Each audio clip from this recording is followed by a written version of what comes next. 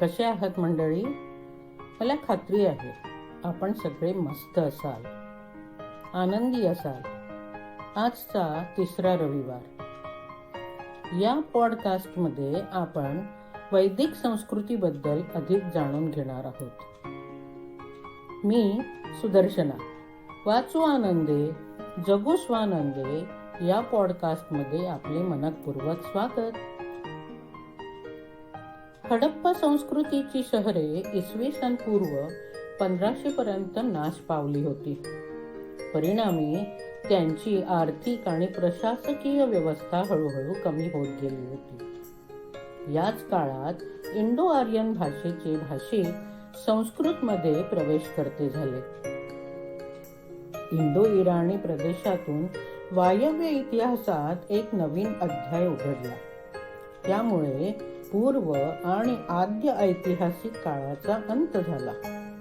या काळात निर्माण झालेल्या विपुल साहित्यातून आपल्याला आर्यांच्या राजकारण, अर्थव्यवस्था, समाज आणि धार्मिक व्यवस्थेबद्दल मौल्यवान माहिती मिळते.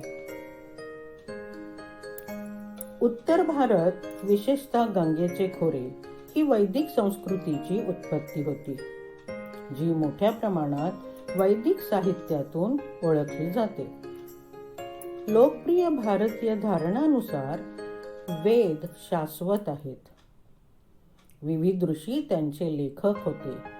ते पिढ्यानपिढ्या तोंडी प्रसारित केले जात होते. वेद फार उशिरापर्यंत लिहिण्यास वचनबद्ध नव्हते. वैदिक मजकूर 2 व्यापक कालक्रमणानुसार विभागला जाऊ शकतो.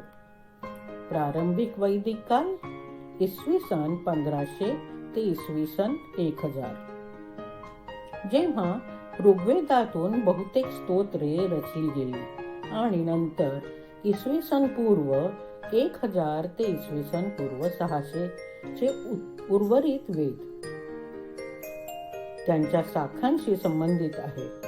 2 कालावधी भारतातील आर्य विस्ताराच्या 2 टप्प्यांशी संबंधित आहे. इंडो गंगा विभाग अप्पर गंगा व्हॅली आणि गंगा यमुना दोआब मध्ये जागेवरून विशेषतः नंतरच्या वैदिक ग्रंथांमध्ये साहित्याचे डेटा पूरक पुष्टी देणारे आहेत. आर्यांचे मूळ घर. भारतात वैदिक संस्कृतीचे संस्थापक आर्य होते, कदाचित स्थलांतरित लोक. भारतात त्यांचे पहिले आगमन सुमारे 2000 ते 1500 ईसा पूर्व या दरम्यान झाले आहे. त्यांचा एक किंवा अनेक शाखा भारतात येण्यापूर्वी इंडो युरोपियन लोक कोणत्या प्रदेशात राहत होते हा बराच काळ वादाचा विषय आहे. सर्वात जुने आर्य पूर्व अफगाणिस्तान, पंजाब आणि पश्चिम उत्तर प्रदेशातील किनारे, कुभा नदी आणि सिंधू नदीसारख्या अफगाणिस्तानातले काही नद्या आणि तिच्या 5 शाखांचा उल्लेख असलेली सरस्वती नदी यांचाही उल्लेख यात येतो, जी आज राजस्थानाच्या वाळूत गुप्त झाली आहे. आर्य ज्या प्रदेशात पहिल्यांदा स्थायिक झाले त्या संपूर्ण प्रदेशाला सप्त सिंधू म्हणतात, जो 7 नद्यांचा प्रदेश आहे. भारतात प्रवेश करण्यापूर्वी आर्य मध्य आशियात बराच काळ राहिले होते हे सिद्ध झाले आहे. परंतु दुसऱ्या सहस्त्राब्दीपर्यंत ते हिंदू कुशच्या खिंडीतून म्हणजे खैबर, बोलान आणि गोमल मार्गे उत्तर भारतात स्थलांतरित झाले. वैदिक साहित्य. वेद हे वैदिक आर्यांबद्दल माहितीचे सर्वात महत्त्वाचे स्रोत आहे. त्यांनी त्यांचे सर्वात मोठी संस्कृतीची कामगिरी केली आहे. वेद हे इंडो आर्याचे सर्वात जुने साहित्य आहे आणि कदाचित संपूर्ण इंडो युरोपियन भाषांच्या गटातील साहित्य कृती आहे.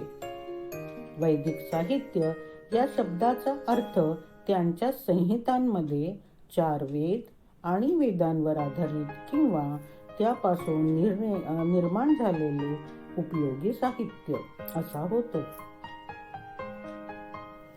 वेद. वेद हा शब्द विद या धातूपासून निर्माण झाला आहे. त्याचा अर्थ जाणून घेणे असा होतो. वेद हा शब्द श्रेष्ठ ज्ञानाचा अर्थ दर्शवितो. वेदांची संख्या 4 आहेत. ऋग्वेद, यजुर्वेद, सामवेद व अथर्ववेद. ऋग्वेद हा सर्वात प्राचीन आणि सर्वात पवित्र ग्रंथ मानला जातो.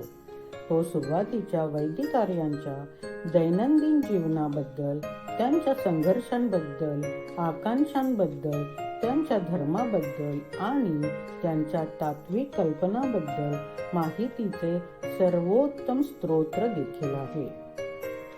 ऋग्वेदात 1028 स्तोत्रे आहेत, जी 10 पुस्तकांमध्ये किंवा गाण्यांच्या चक्रामध्ये संग्रहित केल्या आहेत. हे कवी आणि ऋषींच्या विविध कुटुंबियांनी अग्नी, मित्र, वरुण आणि इतर देवांना अर्पण केलेल्या प्रार्थनांचा संग्रह आहे. विविध देवांच्या स्तुती मंत्र किंवा स्तोत्रे गायले जात होते. यज्ञ आणि इतर विधींच्या वेळी हे अत्यंत भक्तीने पठण केले जात होते. ही पुस्तके सर्वात प्राचीन मानले जातात.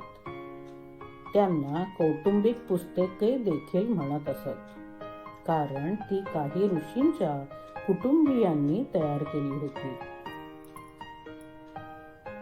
सामवेद हा सुरांचा संग्रह आहे. यात 1603 श्लोक आहेत, परंतु उर्वरित 99 स्तोत्रे ऋग्वेदातून घेतलेली आहेत. याला मंत्रांचा ग्रंथ म्हणतात आणि भारतीय संगीताची उत्पत्ती त्यात आढळते. हे स्तोत्रे उद्गात्री पुजाऱ्यांनी सोमयज्ञाच्या वेळी गायली जात असणारी स्तोत्रे आहेत. यजुर्वेद. यजुर्वेद पठणाच्या उद्देशाने विविध मंत्र आणि यज्ञाच्या वेळी पाळायचे नियम आहेत. या वेदात राजसूय आणि वाजपेयी या 2 राजेशाही समारंभांचा उल्लेख प्रथमच आला आहे. तो कृष्ण यजुर्वेद आणि शुक्ल यजुर्वेद विभागला गेला आहे. अथर्ववेद. यात वाईट आणि रोगांपासून बचाव करण्यासाठी श्लोकांमध्ये आकर्षणे आणि जादूचे मंत्र आहेत. त्यातील मजकूर आर्येतर लोकांच्या श्रद्धा आणि प्रथांवर प्रकाश टाकतो.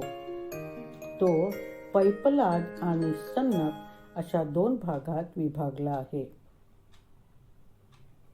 ब्राह्मण. ब्राह्मण हे पुरोहितांच्या मार्गदर्शनासाठी मार्गदर्शक म्हणून वापरल्या जाणाऱ्या स्पष्टीकरणात्मक ग्रंथ आहे. ते गद्यात लिहिलेले आहेत. प्रत्येक वेदाशी अनेक ब्राह्मण जोडलेले आहेत. सर्व ब्राह्मणांपैकी सर्वात महत्त्वाचे आणि सर्वात मोठे म्हणजे शतपथ ब्राह्मण.